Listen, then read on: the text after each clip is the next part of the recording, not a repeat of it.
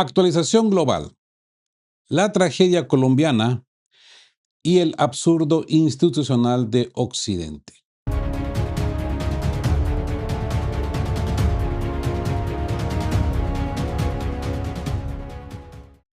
Antes que nada, amigos, quiero empezar dando un abrazo solidario y profundo al pueblo hermano de Colombia.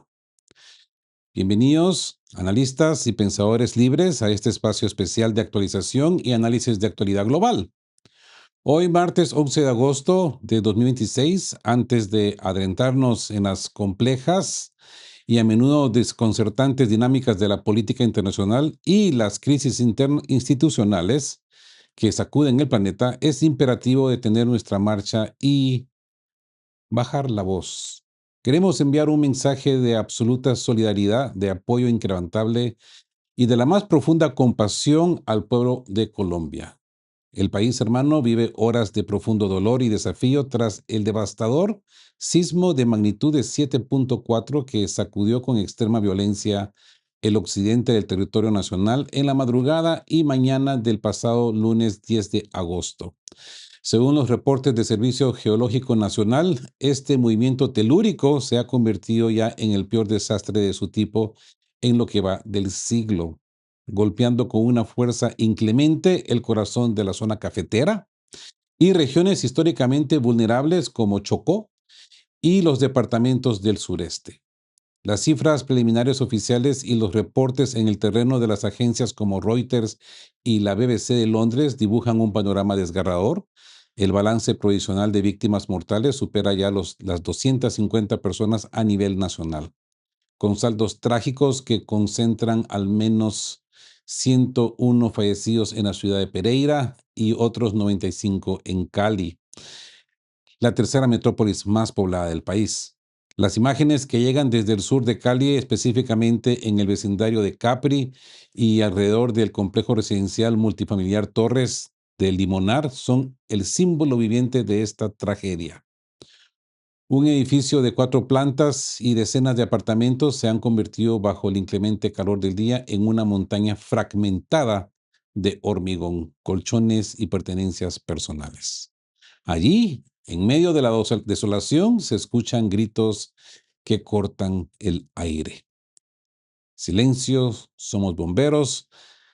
Si pueden escucharnos, griten o hagan algún ruido. Son las voces de los equipos de rescate, de los bomberos, del personal militar, de paramédicos y de cientos de voluntarios ciudadanos, jóvenes como Alejandro Maecha, de apenas 19 años, que abandonaron la seguridad de sus hogares para remover escombros y repartir agua, que organizan cadenas humanas para buscar a los desaparecidos. Testimonios como el de Efraín Gallego, quien con la voz quebrada aguarda noticias de su hermano de 80 años y su esposa atrapada bajo los bloques de cemento de las Torres del Limonar.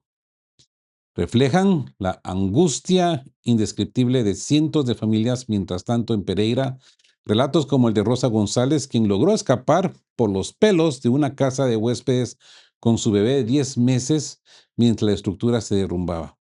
O las vivencias de miles de personas que debieron pasar la noche a la intemperie debido a las casi 100 réplicas registradas, muestran la magnitud del trauma colectivo.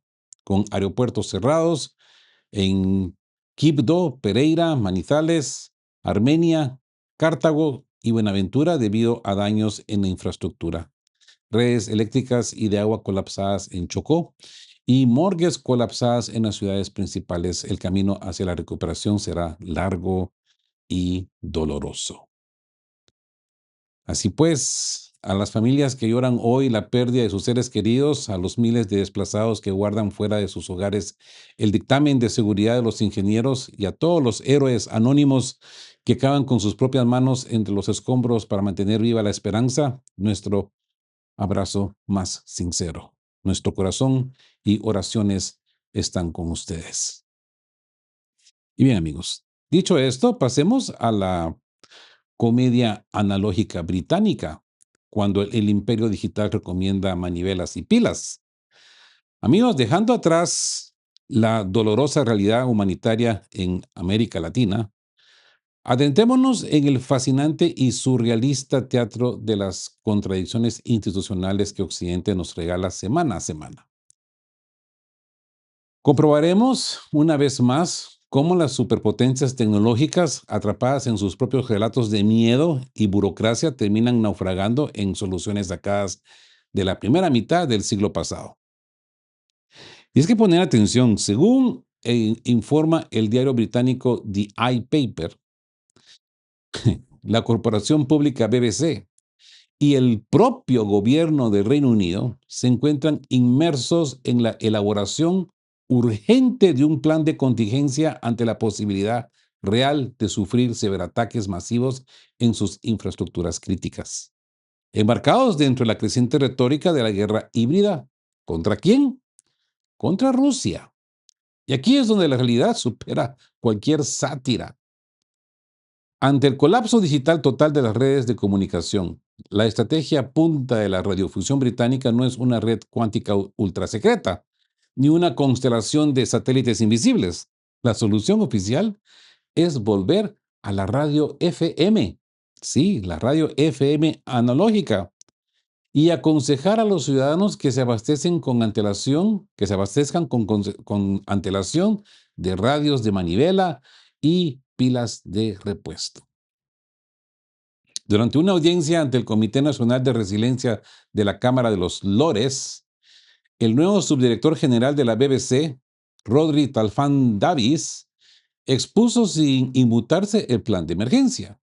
Reconoció abiertamente que en el peor de los escenarios de un apagón generalizado a escala nacional provocado por un ciberataque, similares a incidentes de ransomware sufridos anteriormente por empresas de medios corporativos, la única alternativa fiable para mantener informado al público será sintonizar las frecuencias tradicionales de radio FM, apoyadas por generadores locales de respaldo. El directivo señaló con total naturalidad que el acceso a un aparato receptor, a un transistor de manivela o alimentado por batería, se convertiría en la línea vital para los ciudadanos. ¿Se dan cuenta cómo están trabajando con la mente de los británicos? ¿Cómo les siembran la paranoia? La paradoja roza lo cómico si analizamos el contexto regulatorio del propio Estado británico.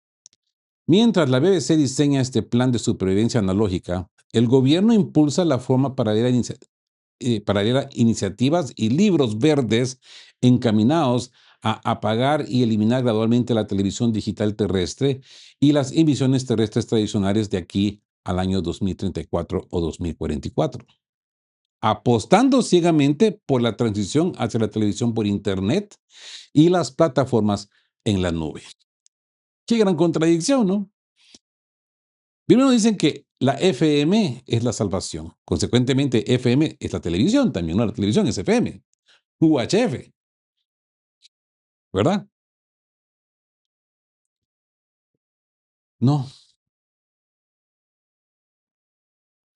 Esta contradicción ha encendido las alarmas de la industria de la radio comercial, agrupada en organizaciones como Radio Center, cuyos directivos advierten que obligar a mantener costosas infraestructuras de transmisión analógica para emergencias nacionales mientras se desmantela el sistema de televisión que soporta gran parte de sus costes operativos dejará a las emisoras locales al borde de la quiebra financiera. Expertos de seguridad de la información como el profesor Dr. Andrew Dyer de la Universidad de Londres han apuntado que los gobiernos occidentales han priorizado crónicamente la eficiencia económica y la reducción de costes por encima de la resiliencia estructural de las redes eléctricas y de telecomunicaciones.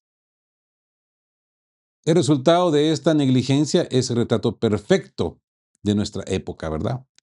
Un imperio hiperconectado, obsesionado con la inteligencia artificial y la digitalización total, que se ve obligado a recordar solemnemente a sus contribuyentes que guarden una linterna a pilas, agua embotellada y una radio con dínamo manual por si el sistema se apaga.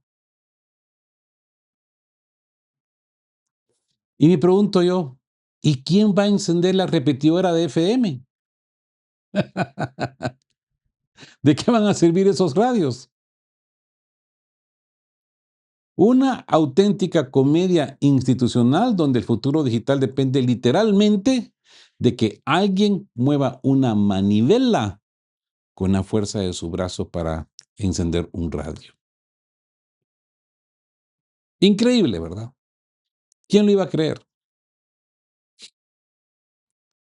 Ahora, hablemos del vodevil alemán, el dron de Leipzig, las versiones mutantes y la retirada del ejército. Cruzando el Canal de la Mancha hacia la Europa continental, nos encontramos con otro sainete institucional de proporciones notables, esta vez protagonizado en Alemania y documentado por publicaciones como el semanario Die Zeit y el análisis del columnista Philipp Tassaev en Jung Welt. El episodio en cuestión gira en torno al misterioso hallazgo de un dron equipado con una ojiva explosiva en el aeropuerto internacional de Leipzig, Halle. Un evento que desató una cascada de especulaciones políticas, culpas automáticas y sobre todo una desconcertante metamorfosis en la versión oficial de los hechos. La narrativa oficial sobre cómo se desarrolló el incidente ha sufrido tantas mutaciones que resulta imposible de tomarlo en serio. En un principio, los primeros reportes difundidos por los medios de comunicación aseguraban que un perspicaz conductor de autobús había avistado una pequeña aeronave sobrevolando la pista a baja altura durante la noche y que en un arrebato de heroísmo cotidiano, ¿sí?, le había derribado de una patada. Un Bruce Lee el hombre, ¿eh? Sin embargo, conforme pasaron los días y la historia comenzó a hacerse aguas bajo el escrutinio público, el relato oficial experimentó un giro copernicano, pero así enorme. La misma publicación pasó a informar que el conductor ya no derribó el dron en el vuelo, sino que simplemente lo pisó en el suelo después de que éste ya se hubiera estrellado, alertando posteriormente al personal de seguridad. Y me pregunto yo, ¿y la ojiva explosiva? Pregunto nomás. Pues las revisiones posteriores de las cámaras de seguridad del aeropuerto ofrecieron nuevos matices cinematográficos que rozan el absurdo. Las imágenes revelaron que el objeto no tripulado se dirigía directamente hacia uno de los valiosos aviones de transporte ucranianos Antonov estacionados en Leipzig, impactando contra el ala y precipitándose al suelo sin generar ninguna explosión ni causar daños estructurales significativos a la aeronave. Según los reportes técnicos citados por la prensa alemana, el artefacto portaba una carga explosiva basada en el compuesto plástico Semtex, la cual milagrosamente no detonó tras el impacto. Los investigadores deslizaron la hipótesis de que el explosivo pudo haberse desprendido mecánicamente al golpear el fuselaje o que el fallo se debió a un error técnico o humano. Pero lo más llamativo de este vodevil no es el fallo del explosivo, sino el uso político inmediato que se intentó dar al suceso. Los habituales sectores mediáticos vinculados a los grandes conglomerados informativos alemanes apresuraron a vincular los rastros de ADN encontrados en el dron con incidentes previos, como un paquete incendiario registrado en un centro logístico de DHL en el mismo aeropuerto en el verano de 2024. Así pues, intentando reactivar el relato de una supuesta autoría directa del Kremlin, que bueno, no que exista el Kremlin, no obstante, al igual que ocurrió en el pasado, y a pesar de los juicios en curso en otras jurisdicciones europeas sobre redes de envíos de paquetes, las autoridades oficiales alemanas se han abstenido prudentemente de acusar formalmente a Moscú ante la ausencia total de pruebas materiales concluyentes. Es más, analistas especializados en Europa del Este, como Matías Uhl, en declaraciones a la cadena NTV, han puesto sobre la mesa la posibilidad de que ese extraño episodio responda más bien a una operación de falsa bandera destinada a intensificar la presión política. Amigos, ante la vulnerabilidad demostrada en una infraestructura de transporte tan crítica, la reacción del gobierno federal alemán no ha hecho más que acentuar la sensación de desgobierno operativo. ¿Sí? Consultar a las autoridades sobre la posibilidad de desplegar a las Fuerzas Armadas, la Bundeswehr, para garantizar la seguridad interior frente a la amenaza de drones, el Ministerio de Defensa rechazó categóricamente la petición bajo un argumento tan simple como demoledor. El ejército no puede proteger el territorio nacional porque hay demasiado territorio, demasiado espacio y demasiados kilómetros de vallas, con aproximadamente 1.300 instalaciones militares repartidas por el país y decenas de miles de kilómetros perimetrales. Las autoridades castrenses admitieron abiertamente que la seguridad al 100% es imposible y que la Bundeswehr solo puede ofrecer un marco de apoyo legal secundario a la policía civil y a los operadores privados de los aeropuertos. Como medida cumbre de respuesta, el ministro federal del Interior anunció con pompa el despliegue de unos 300 agentes policiales especializados distribuidos en 8 localidades. Un despliegue de opereta para un continente que presume de estar en pie de guerra permanente contra amenazas globales, ¿verdad? Es un chiste, es un chiste. Y bien, y de aquí pasemos al pragmatismo en Damasco. Cuando el petróleo, las represas y los respuestos destruyen el dogma occidental. Dejemos atrás las comedias burocráticas de Europa. Trasladémonos nuestra mirada hacia un escenario donde las ideologías occidentales chocan contra la pared de cemento de la supervivencia material. Siria. Un análisis detallado publicado por el diario suizo Neue Zürcher Zeitung, el NZZ, como le decimos acá, el NZZ, más fácil, ¿no? E inscrito en los reportes de actualidad de agosto de 2026, expone un giro geopolítico monumental que desmonta por completo los dogmas diplomáticos de Washington y Bruselas. Sí. El nuevo gobierno de Damasco, encabezado por Ahmed al-Sharat, y la Federación Rusa han alcanzado un acuerdo estratégico definitivo para transformar las históricas bases militares rusas en la costa mediterránea, la base aérea de Kemin y las instalaciones portuarias de Tartus, en centros de entrenamiento conjuntos. Este pacto, cristalizado tras 18 meses de complejas negociaciones bilaterales anunciadas oficialmente por el Ministerio de Asuntos Exteriores sirio, resulta a primera vista sumamente paradójico y desconcertante. Por un lado, Rusia continúa albergando y ofreciendo asilo político al derrocado presidente Bashar al-Assad. De hecho, en un movimiento que demuestra tensión latente, un tribunal de Damasco dictó recientemente una condena a muerte en rebeldía contra el propio Assad y su hermano Maher, ordenando su inclusión en la lista de búsqueda internacional de la Interpol y exigiendo su extradición inmediata a Moscú. Una demanda que el presidente al-Shara ya había planteado directamente a Vladimir Putin durante su visita oficial al Kremlin en octubre de 2025.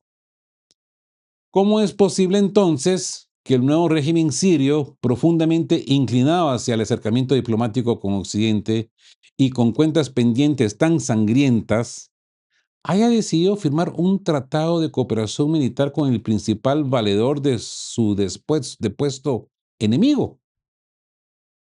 La respuesta, analizada con claridad meridiana por expertos como el especialista Nanar Hawash, se reduce a una sola y contundente ley de la geopolítica internacional: el pragmatismo material absoluto y la dependencia estructural insuperable.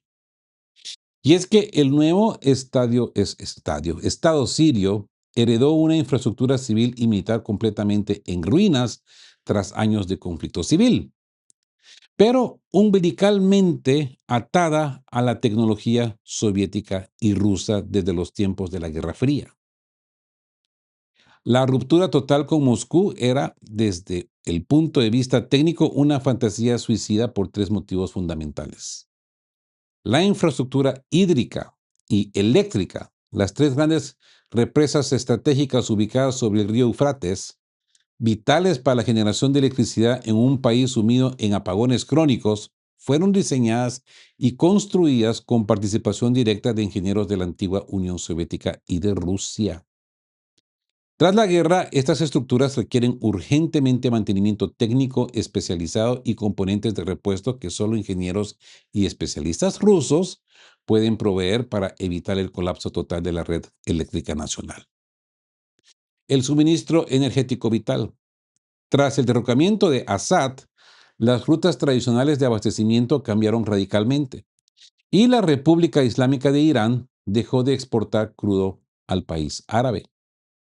Según datos de la agencia Reuters citados en el informe, Siria importa actualmente alrededor de 60,000 barriles diarios de petróleo procedente de Rusia, lo que representa aproximadamente la mitad de todo el consumo interno del país. Sin ese flujo constante de crudo ruso, la economía civil y el transporte colapsarían en cuestión de semanas. El mantenimiento del aparato militar. Entre 2007 y 2011, Damasco importó más del 70% de su armamento directamente de Rusia. El ejército heredado por el nuevo gobierno depende de forma crítica de los repuestos rusos y del soporte técnico continuado. Como señala Hawatch, un reemplazo total del sistema de armas hacia estándares occidentales o de otros proveedores requeriría años de transición y miles de millones de dólares de los que Siria, un país extremadamente empobrecido, carece por completo. Así pues, el acuerdo alcanzado, por tanto, representa una victoria de equilibrio para ambas partes. Rusia logra conservar una presencia militar y un nodo logístico de incalculable valor geoestratégico en el Mediterráneo, que sirve además como plataforma de tránsito para sus operaciones en el continente africano. A cambio, de renunciar a la exclusividad de bases que antes controlaba de forma indefinida o por 49 años, reduciéndolas a centros de adiestramiento conjunto gestionados parcialmente en su infraestructura civil por el Estado sirio. Por su parte, el gobierno de Al-Sarraj consolida cuotas reales de soberanía frente al legado del régimen anterior. Satisface parcialmente sus demandas diplomáticas al negociar los términos de presencia extranjera y, sobre todo, evita que el país se hunda en la oscuridad absoluta y en la inoperancia militar.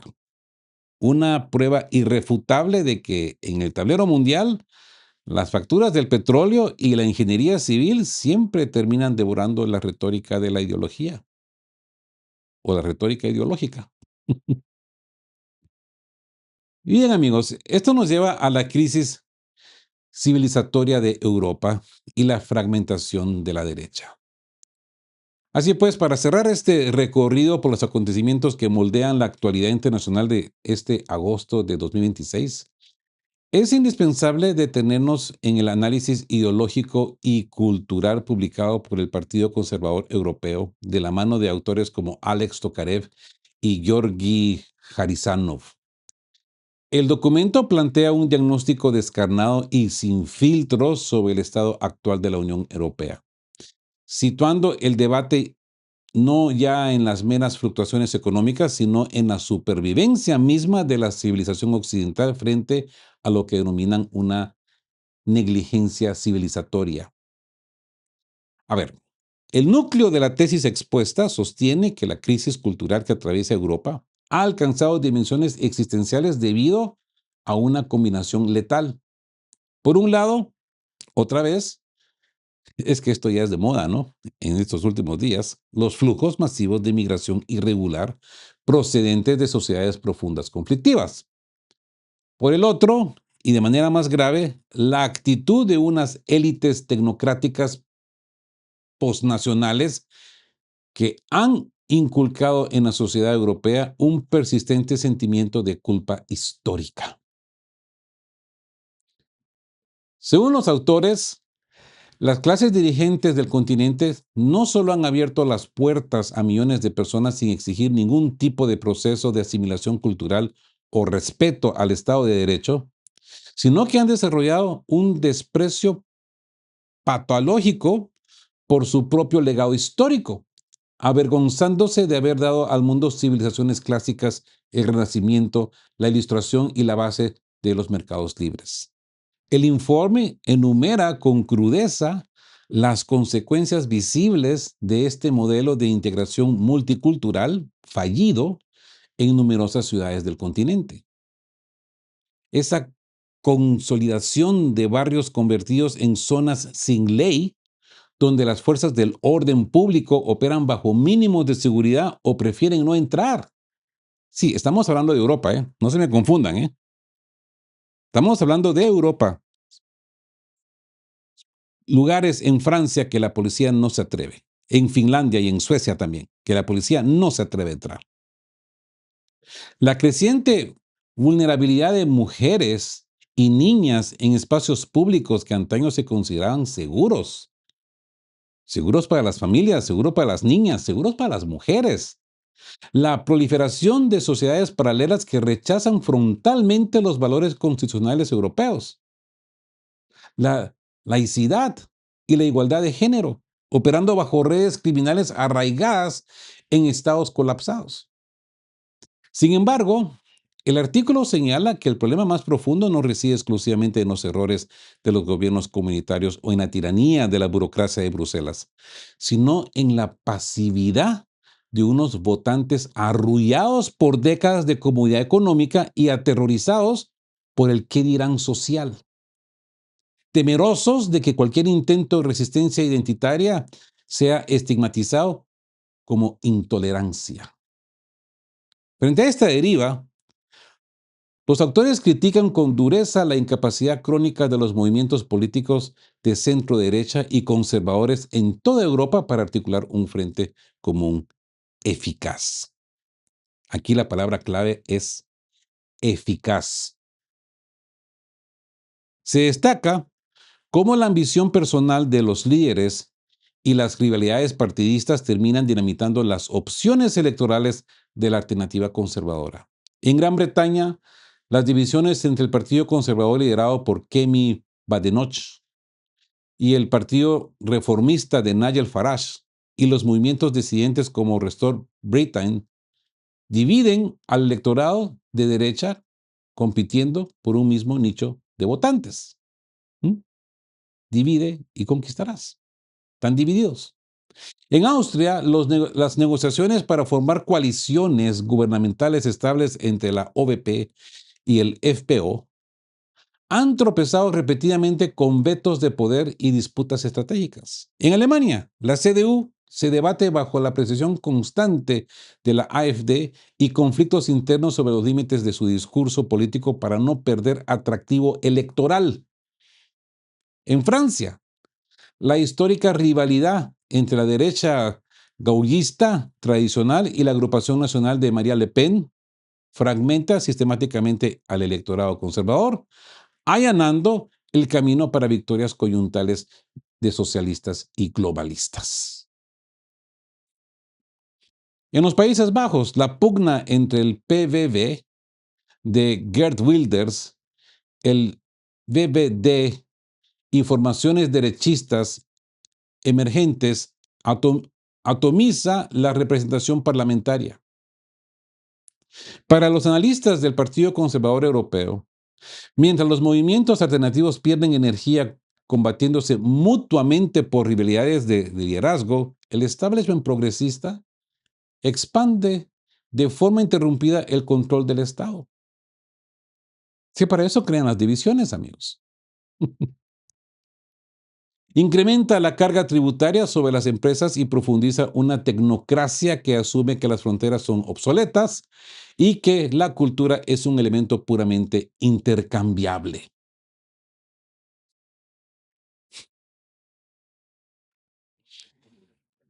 Pues bien, Este texto concluye con una advertencia severa inspirada en los principios de Friedrich Hayek.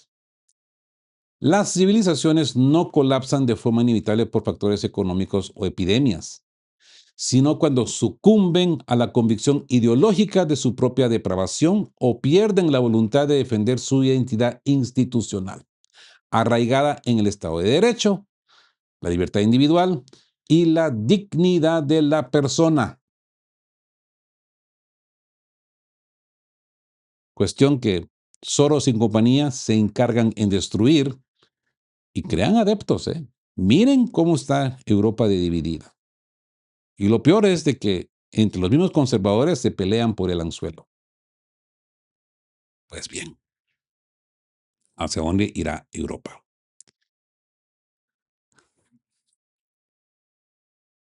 Bueno, llegamos a nuestra conclusión. El ocaso de un orden y la realidad de nuestro tiempo, amigos.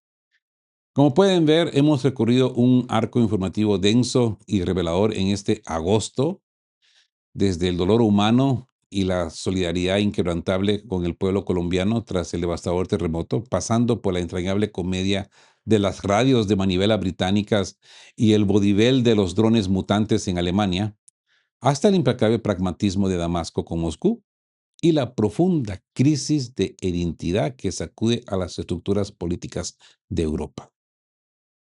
Dos hechos demuestran que las narrativas oficiales de invulnerabilidad occidental se desvanecen ante la cruda realidad material de los acontecimientos. Amigos, gracias por acompañarme en este análisis de qué hablan Geo con Rodolfo.